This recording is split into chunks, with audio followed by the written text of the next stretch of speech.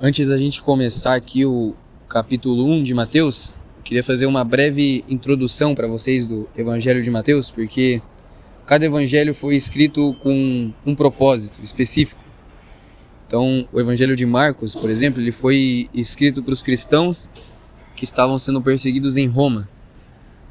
O Evangelho de Lucas, ele é voltado na ordem e na veracidade dos acontecimentos da vida de Jesus. E o Evangelho de João, ele foi escrito para combater uma falsa doutrina que dizia que Jesus ele não veio em carne, que era o gnosticismo, e algumas doutrinas que diziam que Jesus não era Deus. Até que a gente pode ver ali em 1 João, que ele diz: no princípio era o verbo estava com Deus, o verbo era Deus, justamente para combater essa falsa doutrina, que era da época do apóstolo João. E o Evangelho de Mateus, ele foi escrito para o público judeu, para que eles crescem que Jesus era o Messias, porque os judeus eles estavam aguardando o Messias. Tanto é que os judeus que ainda não se converteram, eles aguardam até hoje o Messias. Só que o Mateus ele vai falar justamente que o Messias ele já veio e que ele era Jesus. Por isso que o Evangelho de Mateus ele tem uma ênfase no cumprimento das profecias messiânicas que Jesus cumpriu na sua caminhada aqui na Terra. Por exemplo, no capítulo 1, Mateus ele vai dizer que Jesus ele cumpriu a profecia de Isaías 7,14, que diz: a virgem conceberá e dará à luz a um filho. E ali no capítulo 2, Mateus ele vai dizer que Jesus cumpriu a profecia de Miqueias 5,2, que diz que o Messias viria de Belém, e assim ele vai fazer por todo o Evangelho, porque ele quer falar para esse judeu que Jesus é o Messias. Então aqui no capítulo 1, Mateus ele já começa colocando a genealogia de Jesus. E ele faz a genealogia por parte de pai, por parte de José, justamente para mostrar que Jesus é o Messias. E aí, muita gente fica na dúvida, porque José ele não era o pai biológico de Jesus. Então, como que isso mostra que Jesus ele era descendente de Davi? Porque Jesus ele é descendente de Davi tanto por parte de José, tanto por parte de Maria. Só que a gente sabe que José ele não é o pai biológico de Jesus, e Maria é a mãe biológica de Jesus.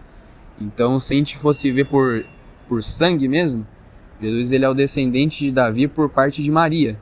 Tanto é que Lucas ele usa a genealogia de Jesus por parte de mãe, por parte de Maria. Então, por que Mateus ele usa a genealogia por parte de pai, já que José não é o pai biológico de Jesus? Porque Mateus, lembre-se do que eu falei, ele está querendo mostrar que Jesus é o Messias. E para ele ter direito ao trono na cultura judaica, o direito ao trono, o direito à herança, ele era por parte de pai, não por parte de mãe. E mesmo que José não fosse o pai biológico de Jesus, como José se casou com Maria e adotou, entre aspas, Jesus, então Jesus ele tem direito à herança por parte de José. Então na cultura judaica não tinha nenhum problema o fato de José não ser o pai biológico de Jesus, mas ele tinha que ser por parte de pai para ele ter direito a esse trono. Então, se Mateus, ele, por exemplo, quisesse mostrar que Jesus é o Messias por parte da descendência de Maria, então os judeus eles rejeitariam, né, Jesus. Eles diriam que Jesus ele não tem direito ao trono. Então Mateus ele pega a genealogia por parte de José. E se a gente ler nome por nome aqui na genealogia de Jesus, tem alguns nomes aqui que são curiosos, né? Que a gente acha que, nossa, a genealogia de Jesus só vai ter cara brabo aqui na história. Só que a gente vê pessoas como Tamar, por exemplo, que Mateus ele faz questão de mencionar Tamar. E quem foi Tamar? Foi uma mulher do Antigo Testamento que enganou Judá, um dos filhos de Jacó, se passou por prostituta para ter filhos com ele. E a gente vê aqui também Jeconias, que foi um rei amaldiçoado por Jeremias, pelo profeta Jeremias. A gente vê Ruth, que era uma moabita, ela não era parte do povo de Israel. Salomão também, que caiu no pecado da idolatria, teve mais de 1000 mulheres, e o próprio Mateus, ele era um traidor do povo judeu.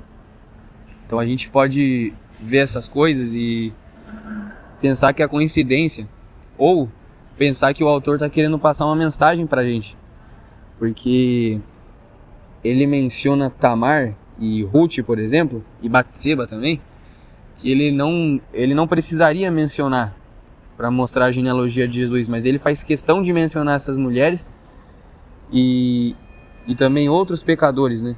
Então qual que é a mensagem que ele está querendo passar aqui?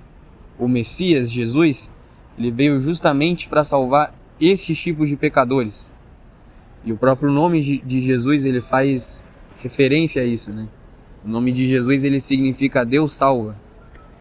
Então, a mensagem que Mateus está querendo passar aqui no capítulo 1, a mensagem subliminar, é que Jesus, ele veio não para salvar os perfeitos, mas para salvar pecadores, como Salomão, como Jeconias, como Tamar, como eu e como você.